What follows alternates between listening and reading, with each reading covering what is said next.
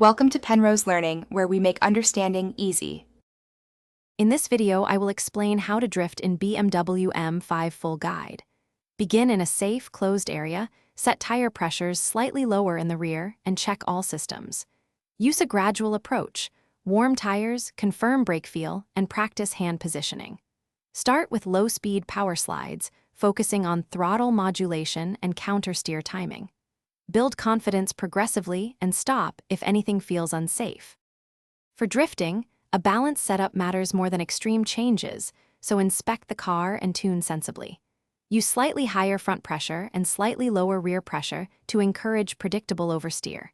Keep the suspension firm, but not harsh to allow smooth weight transfers during transitions. Confirm the differential locks or settings are appropriate, and use quality tires with even wear. Small, repeatable adjustments yield the best learning results over time. If this video is helping you, please subscribe and like so we can keep making useful guides. Quick recommendation: stay hydrated during long practice sessions and consider the Owala water bottle you saw here. It's handy and leak-proof for track days. I find a reliable bottle makes breaks more enjoyable and keeps focus sharp. Check the video description for the link and other deals. Then now let's get back to the video. Start by mastering one technique at a time, like weight transfer entries, and then combine them for longer drifts.